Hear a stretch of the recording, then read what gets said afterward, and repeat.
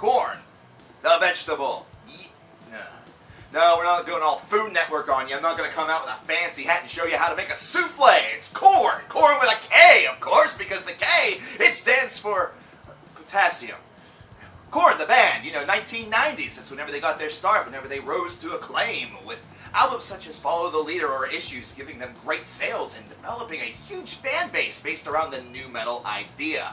Now, they had a string of albums that were not quite as successful in the 2000s, and to start off the 2010s, the band seemed a little bit lost. They were trying some brand new ideas, and it was something that certainly has turned off some people, as well as kind of confused those that still stayed on board. But we're not here to talk about those folks. We're here to talk about those that never wanted to hop on in the first place. Either that or hopped off for really, really stupid reasons. That's what 5 Reasons is all about!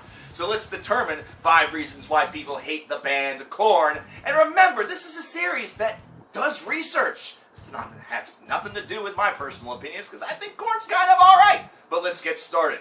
Number 5, John Davis is pretentious. And this is kind of interesting, considering here in 2016, you would not believe this to be true, considering most of the heavy metal comments that you're getting that are a little bit weird and a little bit out there come with people their names start with the letter C, or G, or K. And sometimes whenever it's really nuts and makes you think that you're going back to the Stone Age, it's T.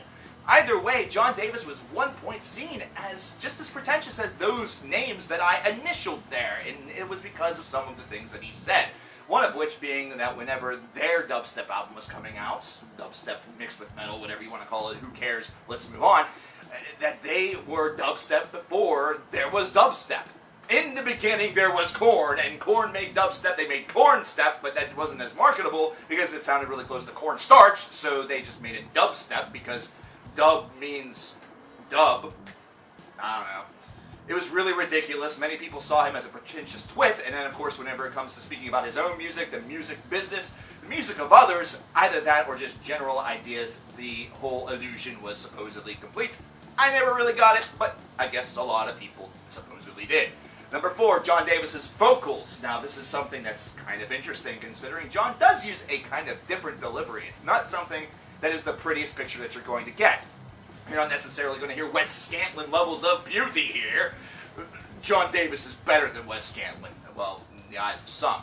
Either way, John Davis's vocals definitely have a tortured, very emotional, more, realistic flavor to them.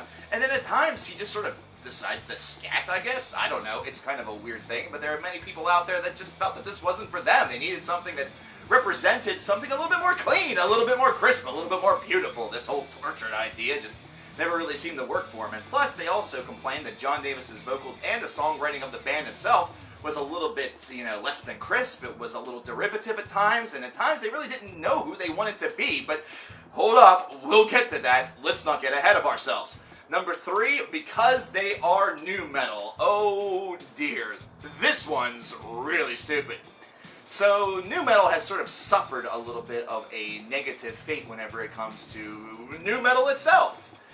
Based around the fact that nu metal has bands such as Slipknot, KORN, Disturbed, Limp Bizkit, etc. attached to their name, and there are plenty that feel that nu metal was either not metal or nu metal is not a music style for them, they all get lumped together, which means they all get abandoned together, either that or they all get insulted together. This is something that has been going on ever since nu metal, only it's one that's a lot more loud and proud now that nu metal as a, movement is over, as opposed to whenever it was actually happening. Which is really, really weird. Thank the internet. Al Gore, fuck off. At any rate, this is certainly something that has hurt KORN a little bit, but it's amazing considering John Davis, that pretentious asshole he is, said to not consider KORN to be nu metal, which is also kind of stupid. Considering nu metal, just like any other movement, is sort of based around the scene itself at the time, as well as the music a little bit. With those two things together, you have an actual movement, and KORN is one of the godfathers of that movement. You kind of have to always realize that it's going to be part of your career. Either way, based around the fact that they were nu metal, there are plenty of people that heard this and heard negative things about nu metal and immediately thought KORN was not for them. Either that, or those that knew that KORN was nu metal, but maybe listened to their stuff, immediately perceived them as in a negative light based around their generalized disdain for nu metal as a whole. For whatever reason, maybe we'll do 5 reasons people hate nu metal in the future. If you want to see that, plop a comment right down there, And you know what? We'll consider it. Number 2, the fan base. Oh, this is something that blows my mind as well, principally because I didn't realize that Korn fans are all that aggressive. Maybe I should look at the comments on previous videos I've done about Korn, but I don't know, 5 years working in a music store, never encountered a Korn fan that wanted to, kick my ass. Maybe I'm just not being enough of a dick, but either that, Korn fans have certainly shown up in loud and proud format whenever it comes to defense of their favorite band, and I don't see any problem with that. Why not be a bit fanatical about your favorite group? But apparently they take things a little bit far, to the point where it's either their way or the highway, which you definitely see that in a lot of fan bases out there, but apparently this is one that has gotten pretty bad as the years have passed on.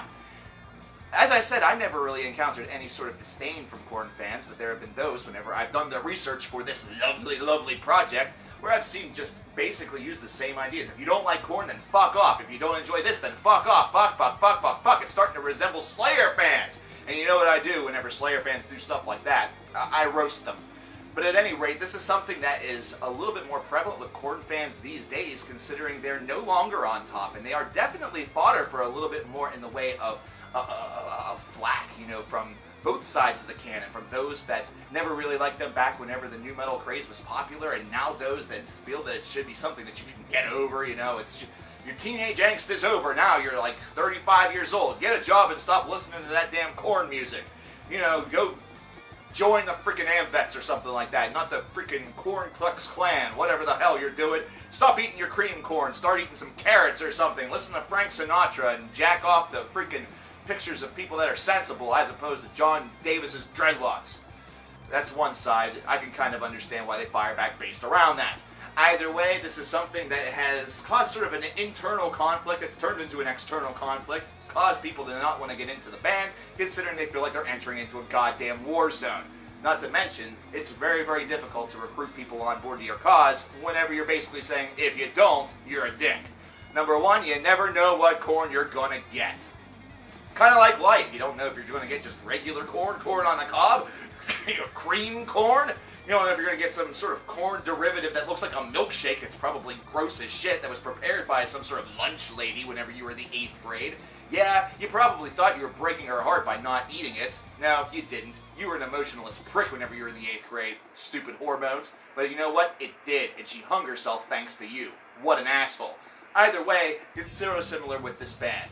Whenever they started out, they were a group that it was kind of predictable what they were going to do. It was wondering more so how they were going to expand upon the nu metal sound and continue to sort of revolutionize it a little bit, considering it definitely seemed like they were the trailblazers as opposed to the followers.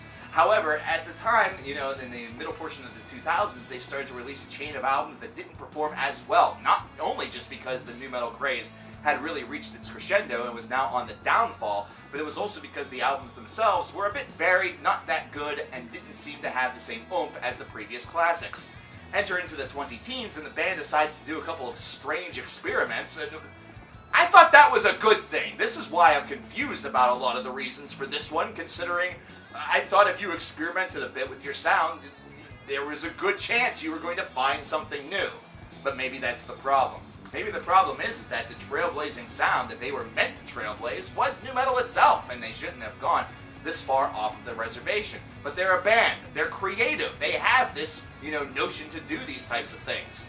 So the dubstep album certainly did divide some people. While it did abandon some long-term fans, it also was one that brought in the Skrillex faithful because, why not have a heavy metal version of Scary Monsters and Nice Sprites, or whatever the hell that song's called? It's the only one that's actually good. But at any rate, this is certainly something that has caused some folks a little bit of, distraction. Either that or a little bit of distress whenever it comes to going into a record store and picking out a Korn album.